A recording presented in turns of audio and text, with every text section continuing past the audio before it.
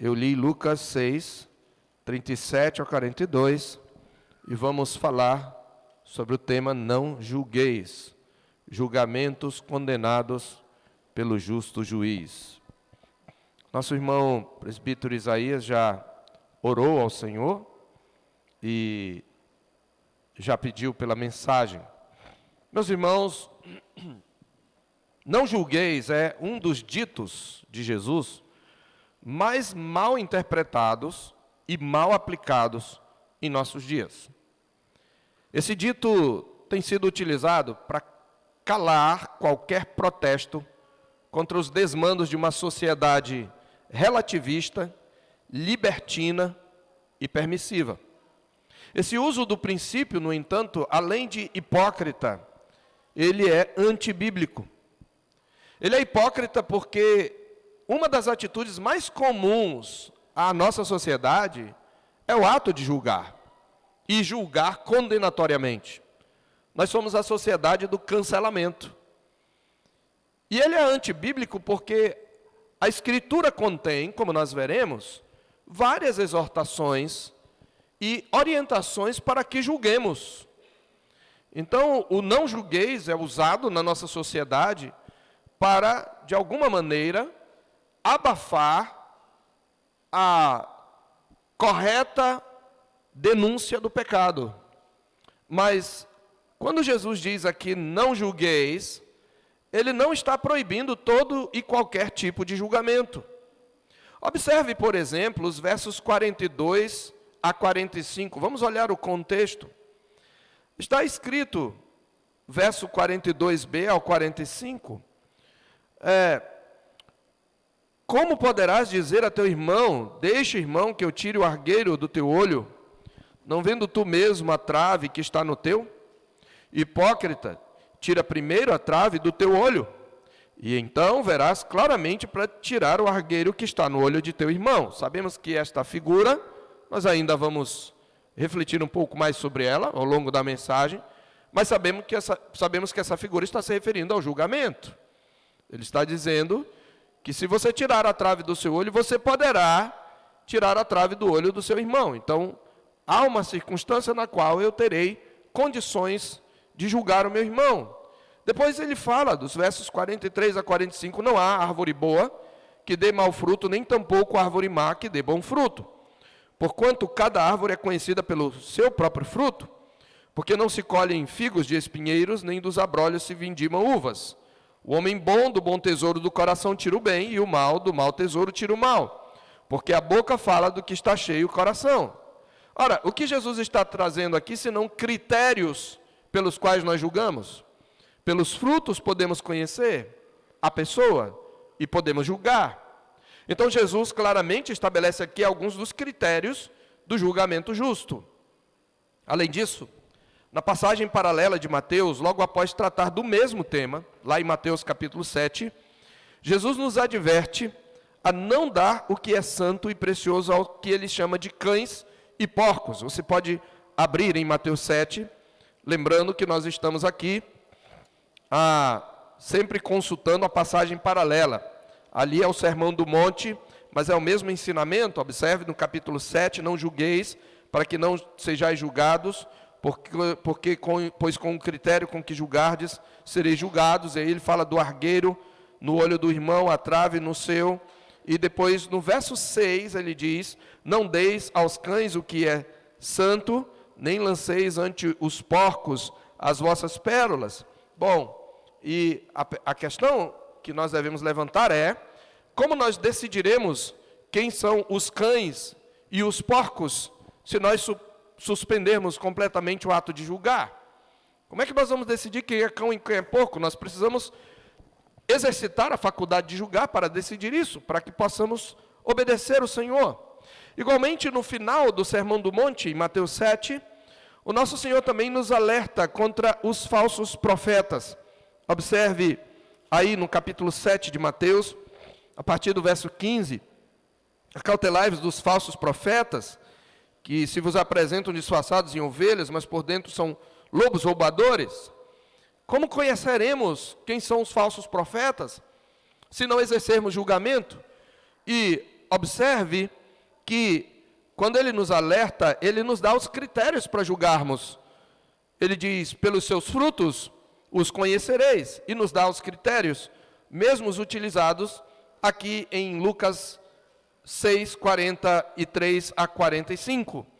Então, pelos seus frutos os conhecereis, instrui o nosso mestre, e ele dá os critérios pelos quais nós vamos julgar a falsa profecia. E podemos ainda citar que em João, capítulo 7, verso 24, repreendendo a atitude condenatória dos judeus para com ele, Jesus adverte: não julgueis segundo a aparência, e sim pela reta justiça. Não julgueis segundo a aparência, e sim pela reta justiça. Veja, Jesus está dizendo que há um tipo certo de julgamento, quando nós julgamos pela reta justiça. E já no contexto mais amplo das Escrituras, repreendendo os coríntios por sua frouxidão e permissividade para com a imoralidade de um de seus membros, em 1 Coríntios, capítulo 5, versos 12 e 13, 1 Coríntios 5, 12 e 13, o Espírito de Cristo fala por meio do seu apóstolo, por meio de Paulo, dizendo: pois com que direito haveria eu de julgar os de fora? Não julgais vós os de dentro? Os de fora, porém, Deus os julgará. Expulsai, pois, dentre vós o malfeitor. Vocês sabem do contexto: imoralidade, um homem se deitando com a mulher do próprio pai, sua madrasta. Paulo está dizendo: vocês têm que julgar, e vocês, inclusive, têm que expulsar o malfeitor. No capítulo seguinte de 1 Coríntios, capítulo 6, repreendendo os irmãos em litígio, os versos 2, 3 e 5, ele diz: não sabeis que haveis de julgar o mundo? E depois, ou não sabeis que havemos de julgar os próprios anjos? E ainda, para vergonha vos digo, não há porventura nem ao menos um sábio entre vós que possa julgar no meio da irmandade? Paulo está dizendo que nós, no juízo final, participaremos do julgamento dos anjos e do julgamento do mundo. E por isso temos que ser capazes de julgar as coisas pequenas desta vida, como o litígio, a demanda entre dois irmãos. E ainda, por fim, no mesmo tema da profecia, em 1 Coríntios, ou em 1 Tessalonicenses, capítulo 5, versos 21, 22, recomenda-nos o apóstolo de Cristo: julgai todas as coisas, retende o que é bom, abstende-vos da forma de mal. Logo, à luz de todo esse contexto demonstrado, do contexto imediato, do contexto das Escrituras, nós podemos dizer, quando Jesus diz não julgueis, ele não está falando de todo tipo de julgamento. Ele não está falando que não devemos julgar de jeito nenhum. Quando o Senhor Jesus, portanto, diz não julgueis, para que não sejais julgados, ele está falando de certos tipos de julgamento. E aí nós devemos fazer a pergunta, né? A nossa pergunta problema: que tipos de julgamentos são proibidos e condenados aqui por aquele que é o justo juiz? Jesus é o justo juiz. Que tipo de julgamento ele está condenando e ele está proibindo? Para nós entendermos isto, nós precisamos notar aqui no nosso texto que o ensino de Jesus sobre o ato de julgar, como não poderia deixar de ser, ele é ministrado ao estilo do seu tempo, embora com insuperável sabedoria e beleza poética. Consiste primeiramente de 4 sentenças curtas em escala ascendente. O que é a escala ascendente? Essas sentenças elas vão crescendo em intensidade e em ênfase. Veja, há 4 imperativos aqui do julgamento não julgueis. Primeiro ele diz, não julgueis e não sereis julgados. Segundo, não condeneis. 2 imperativos são negativos, que não devemos fazer. 2 são positivos. Perdoai e sereis perdoados. E 4, dai e dar-se-vos-á. Então, Jesus está usando esses 4 imperativos para nos ensinar sobre o tipo de julgamento que devemos evitar. Em segundo lugar, Jesus propõe, no nosso texto, 5 provérbios, que nós chamaríamos de provérbios parabólicos. E Lucas usa o termo parábola, no verso 39. Propôs-lhe também uma parábola. São 5 provérbios em que ele utiliza figuras de linguagem para nos mostrar como devemos julgar e que tipo de julgamentos devemos evitar. E aponta atitudes que devemos evitar e atitudes e critérios que devemos adotar ao julgar o nosso próximo. Seguindo essa estrutura, podemos nós então identificar atitudes de julgamento que são condenados pelo Senhor e alguns critérios pelos quais devemos julgar. Por isso que nós propomos esse tema, julgamentos condenados pelo justo juiz. E a pergunta é, quais são os julgamentos, os tipos de julgamento que Jesus está proibindo quando ele diz, não julgueis? Quais são os julgamentos condenados pelo justo juiz? Então, em primeiro lugar, nós vemos nesse texto que Jesus reprova o julgamento condenatório. Primeiro tipo de julgamento que Jesus nos proíbe de fazer é o julgamento condenatório. O que é o julgamento condenatório? Observe, quando Jesus usa 4 imperativos, esses 4 imperativos iniciais, eles vêm aos pares.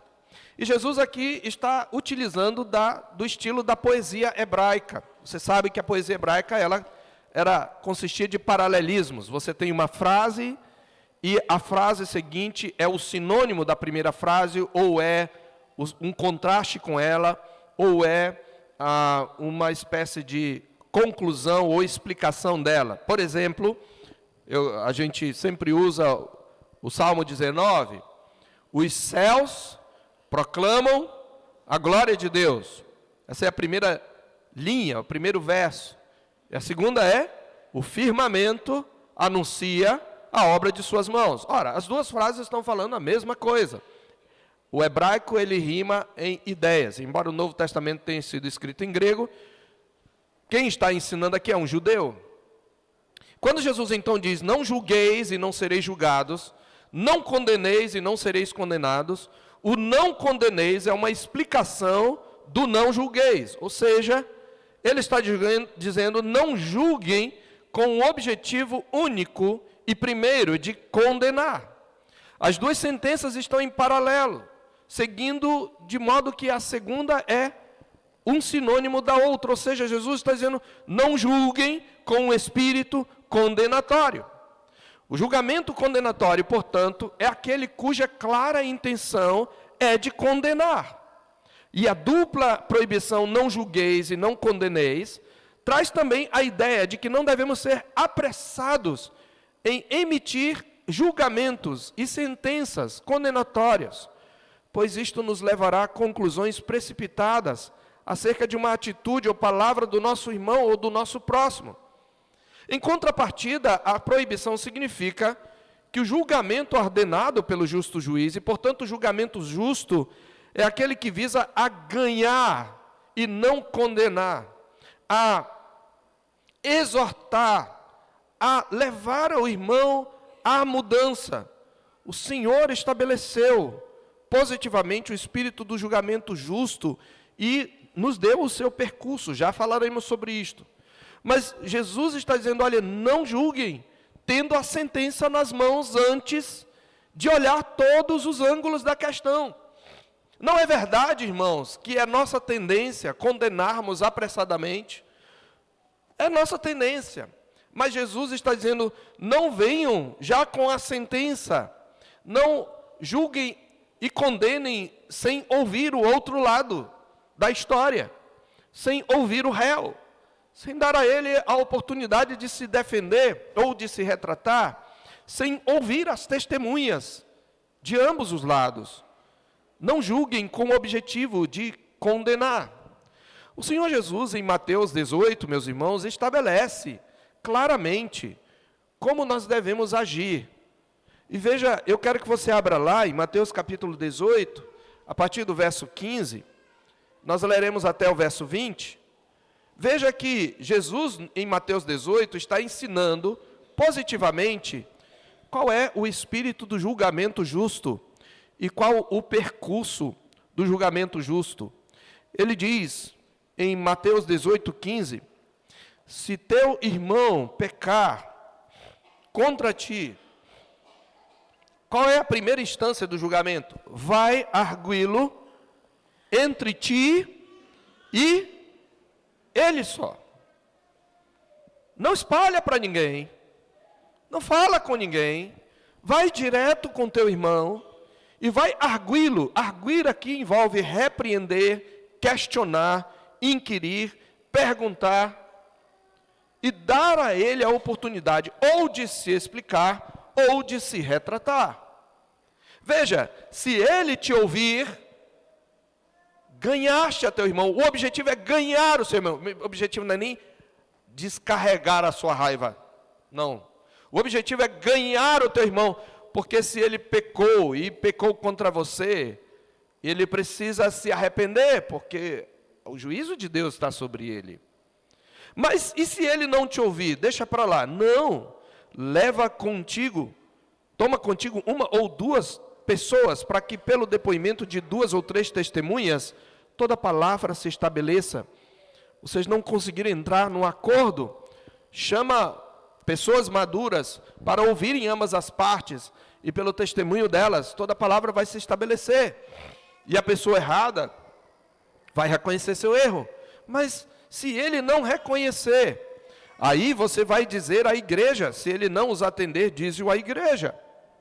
Aí diz, e se recusar, verso 17, ouvir também a igreja, aí você condena. Veja, há um momento em que você deve condenar, mas houve toda um processo. O processo transitou em julgado, né? Para usar uma linguagem jurídica, né? No juridiquês o processo tem que transitar em julgado. Ele não ouviu a igreja, ele não aceitou a disciplina, não aceitou a exortação, não se arrependeu. Você agora tem que tratá-lo como gentio, como ímpio e publicano. Você sabe que o publicano era aquele ladrão do orçamento, né? Como ímpio e como um ladrão. Agora você condena.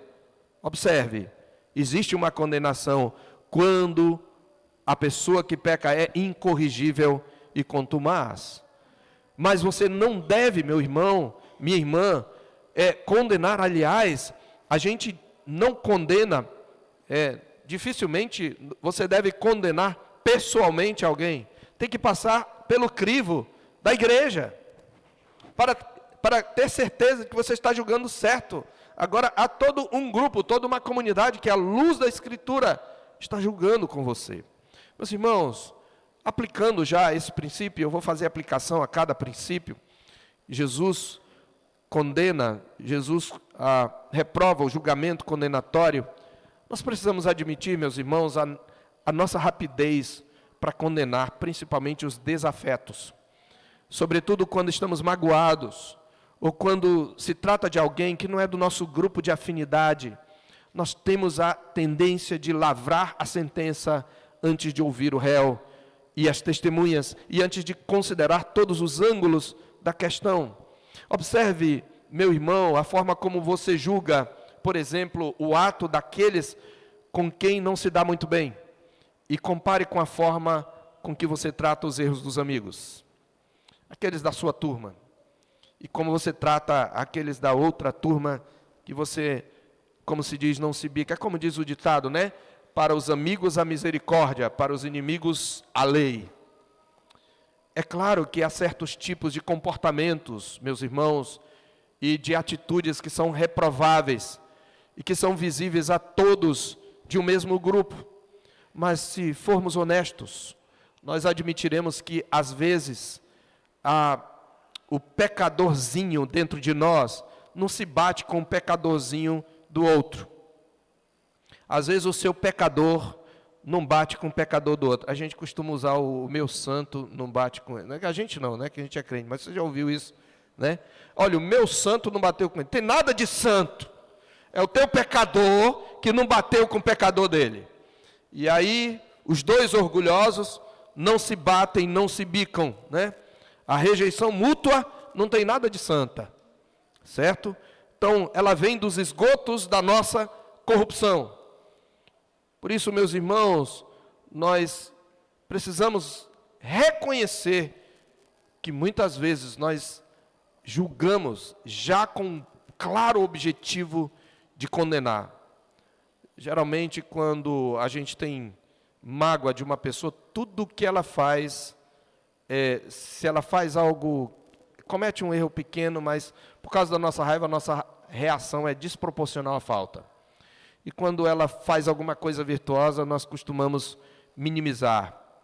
Mas nós exercemos o juízo condenatório também, quando em vez de cumprirmos os preceitos de Cristo em Mateus 18, já lidos e comentados, nós saímos a falar mal daqueles a quem surpreendemos numa falta ou daqueles que nos ofenderam. Nós somos covardes, nós temos temor de homens. Às vezes a gente vê um pecado, vê um erro, e a gente comenta com um amigo, melhor amigo, a melhor amiga. Olha, sempre que alguém, aliás, são poucas as pessoas, são poucos os irmãos que chegam até mim para falar de alguma coisa que algum irmão fez ou deixou de fazer, exceto aqueles que querem tratar de fato, porque eles sabem que a primeira pergunta que eu vou fazer é: você o repreendeu, você a exortou? Não.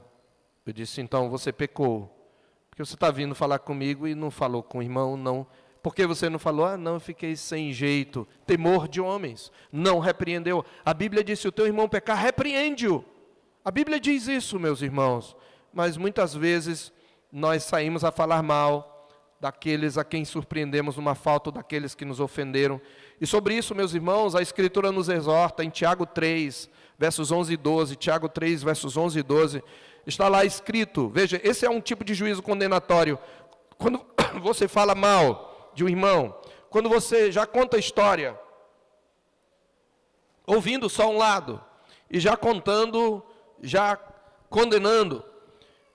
A palavra de Deus diz em Tiago 3, 11 e 12, irmãos, não faleis mal uns dos outros. Aquele que fala mal do irmão, ou julga seu irmão, fala mal da lei, e julga a lei. Ora, se julgas a lei, não és observador da lei, mas juiz. Um só é legislador e juiz, aquele que pode salvar e fazer perecer. Tu, porém, quem és que julgas o próximo? É este tipo de julgamento que Jesus está nos proibindo de fazer. E tem mais um outro julgamento condenatório. Quando você está zangado com uma pessoa ou duas do grupo, e você condena todo o grupo. Você não resolve o problema com as pessoas e você condena todo o grupo. Muitas pessoas que usam não julgueis, por exemplo, julgam a igreja do Senhor. Ah, eu não vou para a igreja porque na igreja só tem pessoas falsas, hipócritas. Esse é um julgamento condenatório. Eu nunca conheci uma igreja onde não houvesse um grupo de homens, de mulheres, crentes, fiéis ao Senhor e sinceros. Existem falsos, existem ímpios, existe joio no meio do trigo, mas existem irmãos crentes, maduros.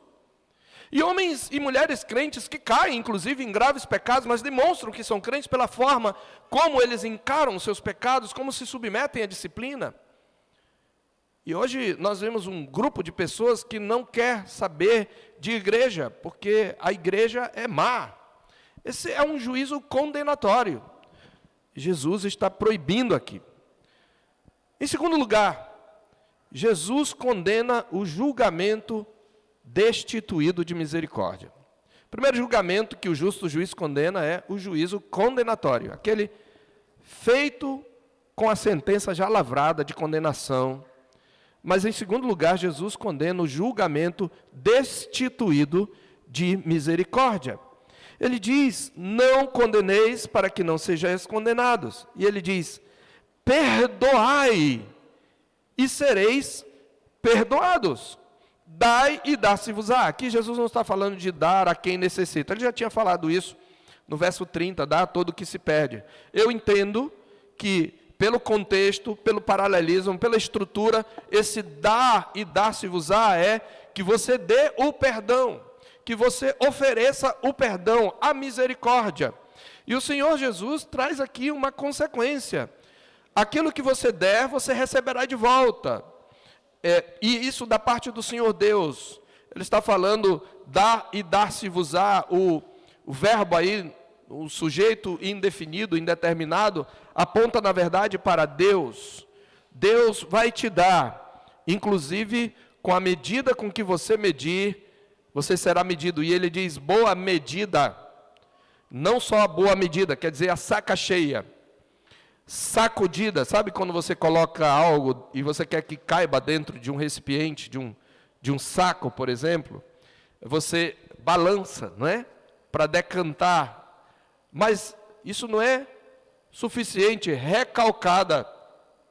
Recalcado é quando você bate com alguma coisa, algum objeto, dentro do grão que você está, dentro do saco que você está tentando encher, para ficar bem compactado.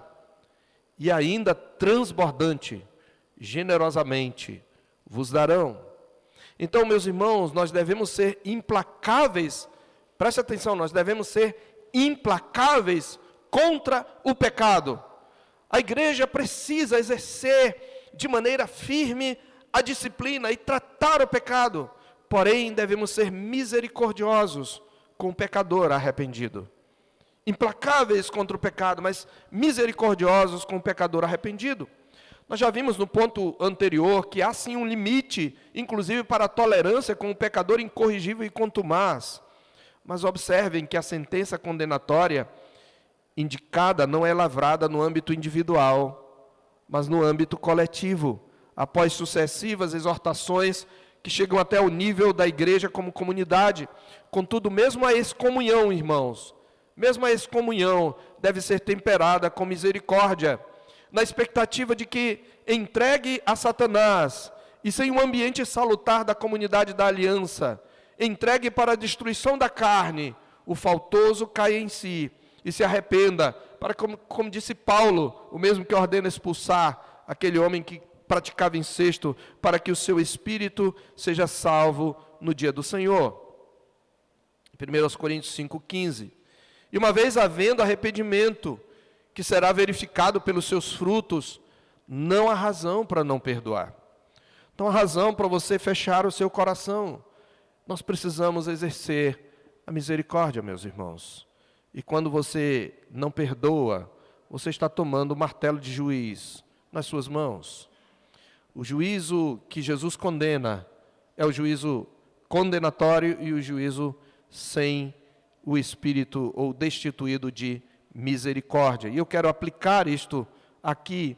Veja, o mandamento de Jesus, ele se refere tanto ao âmbito dos conflitos interpessoais, aqueles do dia a dia, como ao âmbito do processo eclesiástico, aqueles em que a igreja precisa tomar conhecimento e disciplinar. E quanto a este último caso, muitas vezes temos dificuldades, meus irmãos, de perdoar irmãos que já foram publicamente reconhecidos pelo seu fruto de arrependimento. Eles já passaram pelo conselho, eles já receberam fruto de arrependimento, mas aqueles que foram pessoalmente feridos, eles têm dificuldade em perdoar. Eles permanecem com o chicote do verdugo. Você sabe, o verdugo era aquele que Jesus disse, eu vou entregar aquele que não perdoar, né? A parábola do rei lá em Mateus 18, onde Jesus fala de perdão, que o rei entregou aquele credor incompassível aos verdugos. Eles eram aqueles que executavam a sentença, e às vezes a sentença era na chicotada, e você não podia dar mais de 39 chicotadas.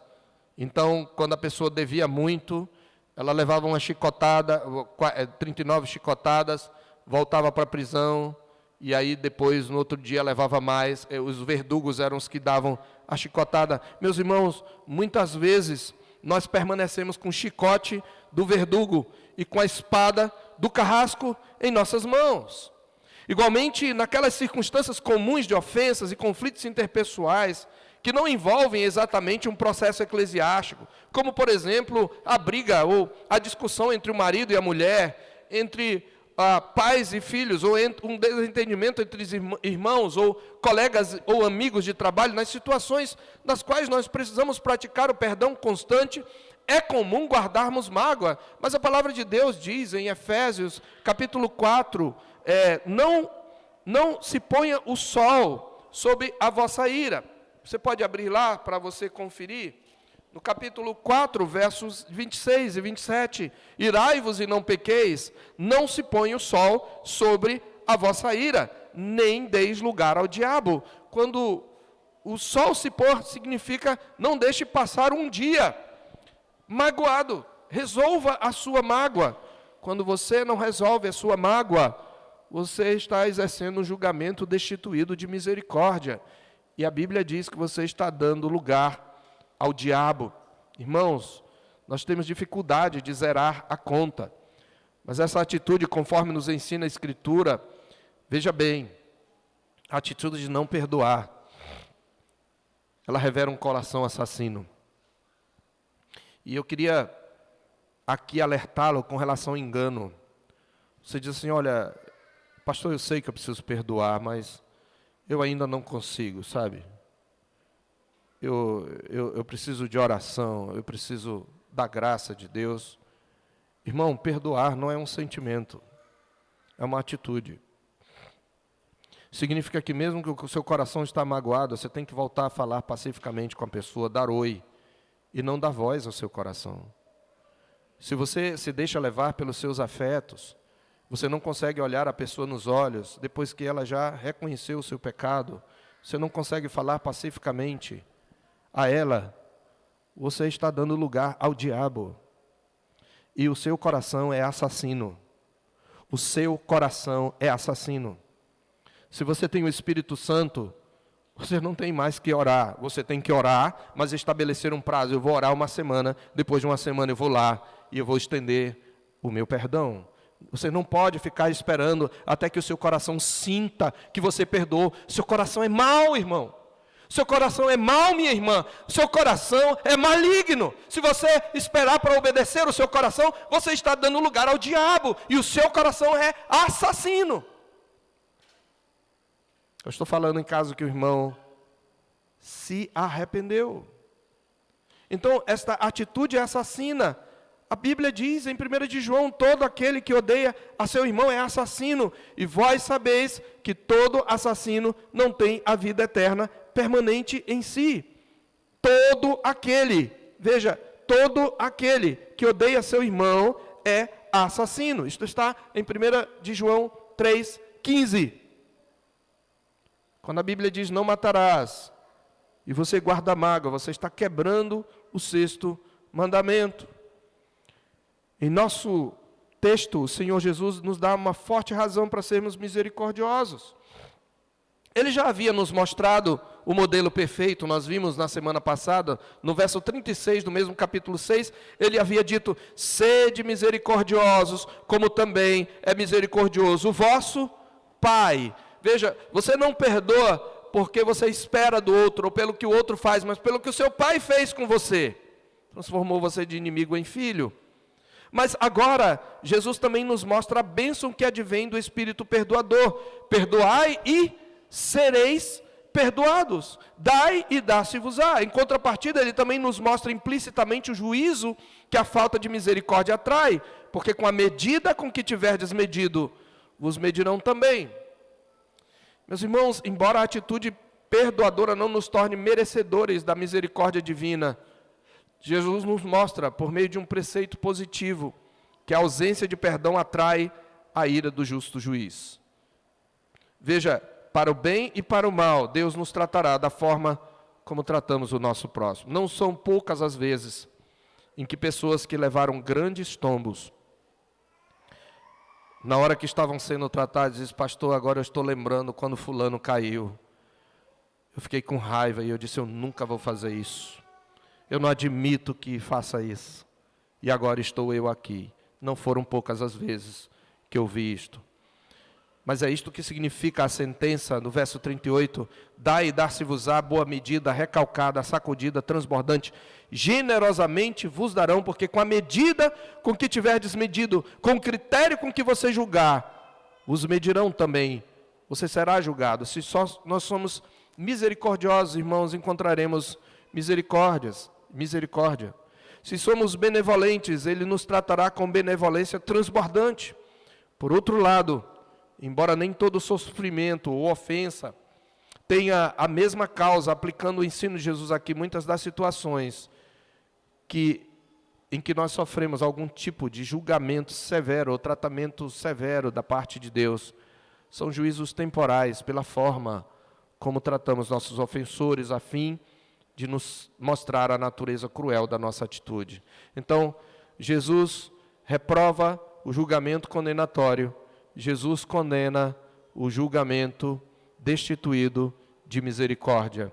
Um terceiro tipo de julgamento que Jesus condena é o julgamento hipócrita. Jesus condena o julgamento hipócrita. Essa é o nosso terceiro ponto. E aqui o Senhor Jesus usa uma parábola ou um dito popular no capítulo 6 mesmo, a partir do versículo 39. Ele cita aqui, primeiro, um cego que guia outro cego. Ele fala também da relação entre o discípulo e o seu Senhor. E por fim, ele cita a parábola, ou menciona a parábola do argueiro, ou do cisco e da trave. E nós precisamos primeiro entender o que é hipócrita. É interessante que a palavra hipócrita vem, de fato, do grego, hipócrites. E a palavra Jesus, no verso 42, hipócrita, é quase que a mesma no grego, hipócrita, porque está no imperativo. Mas hipócrites era como se chamavam os atores gregos, os atores do teatro grego. Era costume os atores do teatro grego usarem máscaras de acordo com o papel que eles representavam numa peça teatral. É daí que o termo hipócrita designa alguém que oculta a realidade atrás de uma máscara de aparência. Hipócrita, portanto, é a pessoa que demonstra uma coisa quando sente outra. É a pessoa que dissimula sua verdadeira personalidade e afeta quase sempre por motivos interesseiros ou por medo de assumir sua verdadeira natureza, qualidades ou sentimentos que não possui. Hipócrita é a pessoa fingida, é a pessoa falsa, é a pessoa dissimulada. E no contexto do ato de julgar os outros, o hipócrita é aquele que pratica as mesmas coisas que condena, ou que aponta o pecado alheio, mas não trata dos seus próprios pecados. Isso é bom para que você anote. Hipócrita, nesse contexto, é aquele que pratica as mesmas coisas que condena, pratica em secreto as mesmas coisas que condena, ou que aponta o pecado alheio, mas não trata dos seus próprios pecados. E é sobre isso que Jesus vai mostrar. E uma primeira realidade que ele vai mostrar sobre o julgamento hipócrita é que o hipócrita é um guia cego. O hipócrita é um guia cego. É sobre isso que Jesus está falando ao usar o ditado: propôs-lhes também uma parábola, no verso 39. Pode, porventura, um cego guiar outro cego? Não cairão ambos no barranco? Veja, ele está falando, um cego pode servir de guia para outro cego. Veja, aquele que não consegue enxergar, meus irmãos, os seus próprios pecados, ele é cego. Por isso, em Mateus capítulo 10, Jesus usa o mesmo dito para denunciar a hipocrisia dos fariseus, que se preocupavam com leis cerimoniais, mas burlavam o quinto mandamento de honrar pai e mãe, no que diz respeito ao suporte financeiro dos seus pais. Eles diziam, olha, aquilo que o Senhor poderia aproveitar de mim, eu dediquei ao Senhor, então eu não posso lhe ajudar. Era isso que alguns fariseus faziam. Eu fiz um voto ao Senhor, eu dediquei todos os meus bens ao Senhor, então eu não posso lhe ajudar, porque eles são do Senhor. Só que ele não entregava exatamente ao sacerdote, ele ficava com ele, mas dizia que entregava ao Senhor, e eles estavam condenando os discípulos porque não lavavam as mãos antes de comer. E não era por questões de higiene, era por questão cerimonial. Jesus os chama de hipócritas em Mateus 10, 7. E chama também de guias cegos, citando o mesmo ditado do nosso texto em Mateus 10, 15. São guias cegos? Então, a figura do guia chama atenção para a responsabilidade da liderança. Lembrando que Jesus está ensinando os seus apóstolos especialmente, e eles seriam guias para a igreja de Cristo.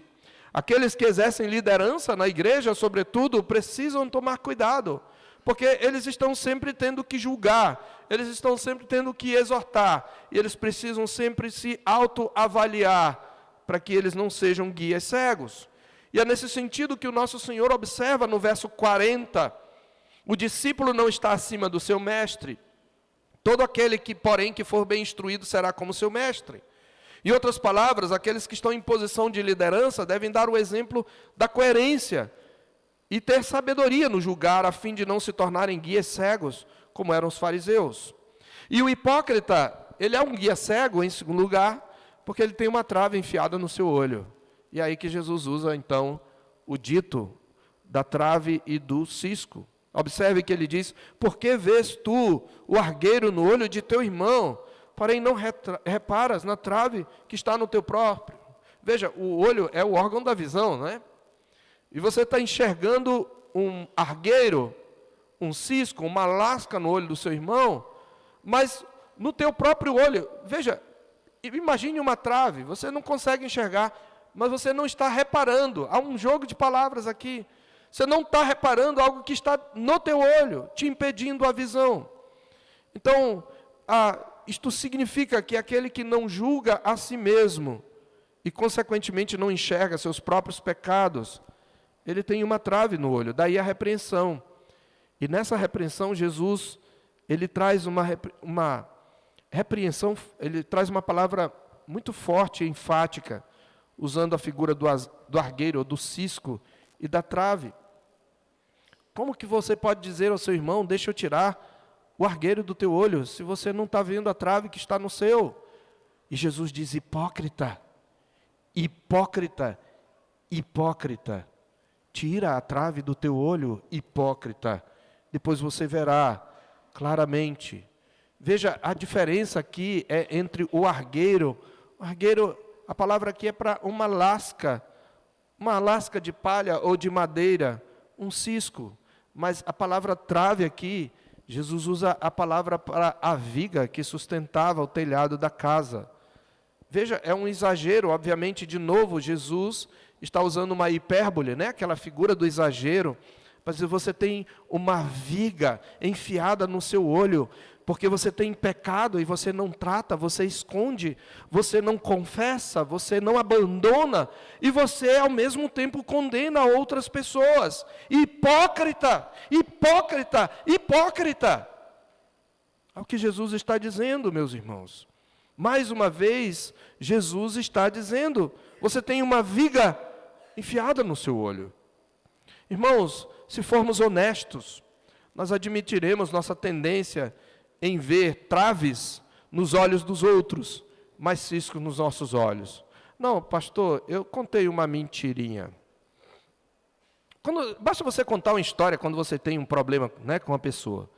Geralmente, quando você se autorrepresenta no discurso direto, a sua fala é mansa. Não, eu falei para minha esposa: minha filha, não é assim. Ela falou: é assim sim! Aí você faz uma caricatura, né?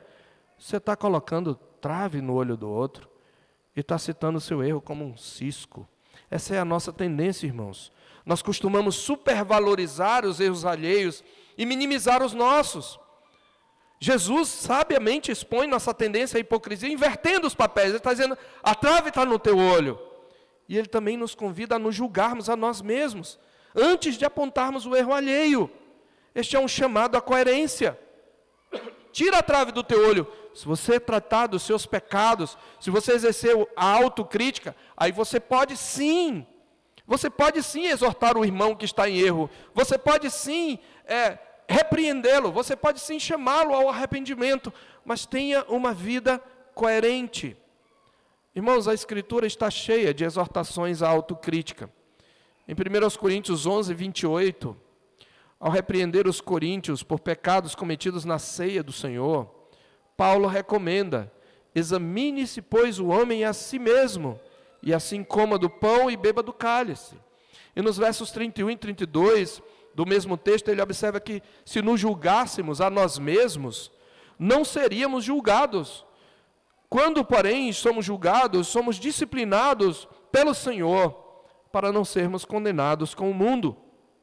Já em 2 Coríntios, capítulo 13, verso 5, ele diz: examinai-vos a vós mesmos, se realmente estáis na fé, provai-vos a vós mesmos.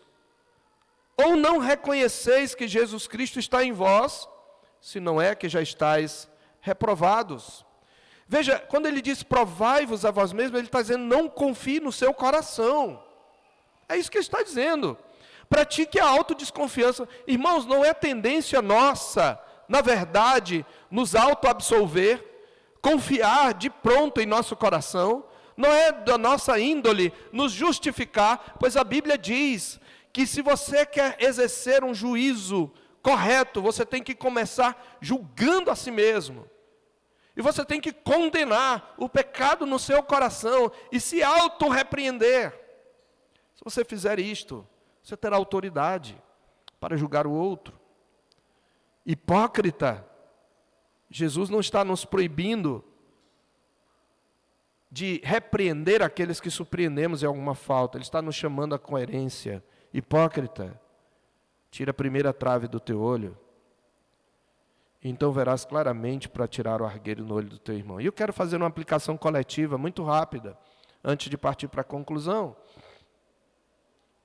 Muitas vezes nós, igreja, lutamos contra aqueles que têm uma agenda contrária aos valores do reino, contra grupos identitários que defendem uma sexualidade pervertida, contrária à natureza. E nós deveríamos fazer isto mesmo. Nós temos que condenar o pecado, mas muitas vezes na igreja, aquele mesmo que condena uma sexualidade pervertida e contrária à natureza, está atolado em pornografia, trai a mulher, fica com o namorado, troca nudes com o seu ficante, expõe-se ou pratica abuso sexual, e dentro das igrejas existe isso, irmãos. Hipócrita, diz a palavra de Deus. É por isso que a igreja tem que ser firme na disciplina.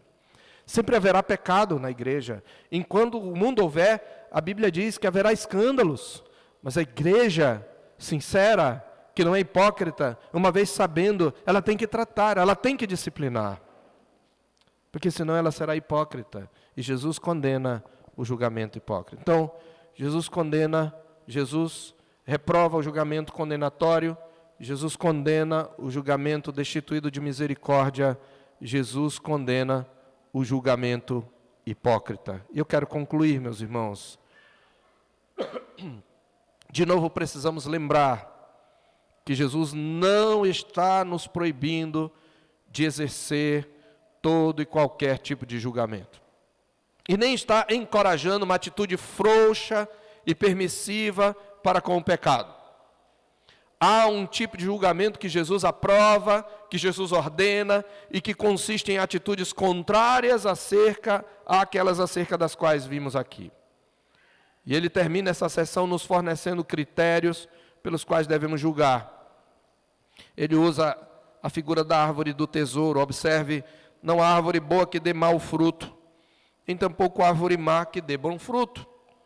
Porquanto cada árvore é conhecida pelo próprio fruto, porque não se colhem figos de espinheiros, nem dos abrolhos se vindimam uvas. O homem bom do bom tesouro, do coração tira o bem, o mal, do mau tesouro tira o mal, porque a boca fala do que está cheio o coração. Pelos frutos nós podemos emitir um julgamento. A Bíblia denomina o que é pecado.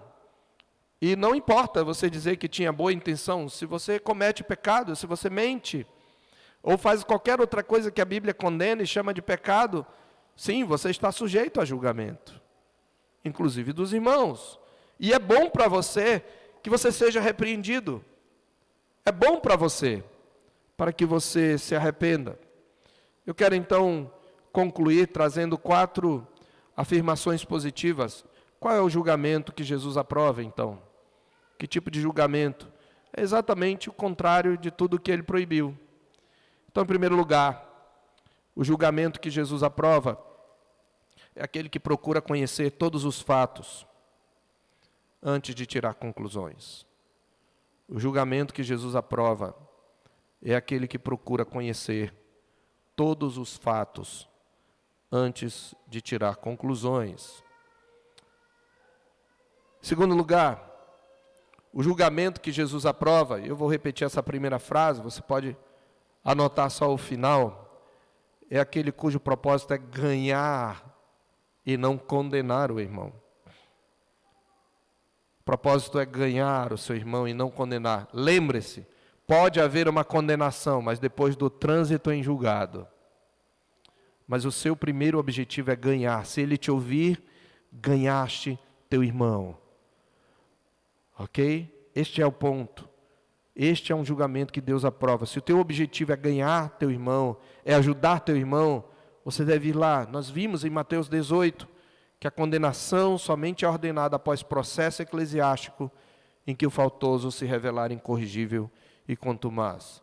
Em terceiro lugar, o julgamento que Jesus aprova é aquele temperado com misericórdia e disposição a perdoar. Julgamento temperado com misericórdia. Sobre isso, em Lucas 17, texto que ainda vamos expor, mas eu quero apenas mencionar, em Lucas 17, versos 3 e 4, diz assim: acautelai-vos, se teu irmão pecar contra ti, repreende-o.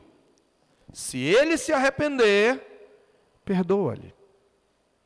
Se teu irmão pecar contra ti, deixa para lá, não, repreende-o. Se ele se arrepender, perdoa-lhe. Se por 7 vezes no dia, Jesus usa o número 7 porque tem uma simbologia na cultura hebraica, é um símbolo de algo completo. Ele está falando inúmeras vezes, 7 vezes no dia, aquela situação daquele que você convive com ele, sabe? 7 vezes no dia pecar contra ti, 7 vezes vier ter contigo dizendo, estou arrependido, perdoa-lhe. Ele está falando do convívio diário. Perdoa-lhe. Por fim, meus irmãos, o julgamento que Jesus aprova é aquele que começa com autocrítica. Autocrítica significa que você criticar a si mesmo. Você julga a si mesmo. Você procura descobrir seus próprios erros. Você testa o seu coração. Você, inclusive, antes de julgar, tem que testar a sua motivação. Por que eu estou querendo fazer isso? Qual é o meu objetivo? É porque no passado ele me surpreendeu numa falta, ou porque ele é um desafeto e agora eu vou à forra, eu quero ver a cara dele ou a cara dela. Não. Você tem que ter autocrítica e pensar qual a sua motivação. Irmãos, a Bíblia diz, já citamos o texto, que haveremos de julgar o mundo e que haveremos de julgar os anjos. Nós temos o Espírito Santo de Deus. E temos que ser capazes de julgar. Porque a Bíblia diz que o nosso Senhor, como foi que Ele fez? O que Ele fez? Nós somos seus ofensores. E o que Jesus fez conosco? O que Jesus fez com seus algozes? Pai, perdoa-lhes porque não sabem o que fazem. Jesus veio para salvar. E por causa da sua morte, nós que éramos inimigos e estávamos condenados, nós fomos perdoados. Por quê? Porque Ele sofreu a condenação no nosso lugar. Nós fomos julgados, nós que estamos em Cristo, nós já fomos julgados em Cristo. Já pagamos a sentença em Cristo. Ele demonstra, o seu juízo é temperado de misericórdia. Mas é claro que um dia Ele virá para julgar vivos e mortos. Ele não virá mais para salvar. Ele virá como justo juiz. E nós prestaremos conta diante dele. Mas nós sabemos que para aqueles que de fato se arrependeram, Ele não vai lembrar. A Bíblia diz que dos seus pecados não lembrarei, porque a sua justiça nos cobre.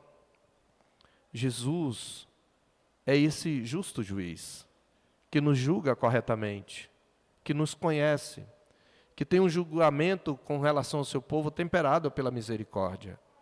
E nós precisamos imitar o nosso Cristo, porque nós somos aqui aqueles que representam e refletem a Jesus.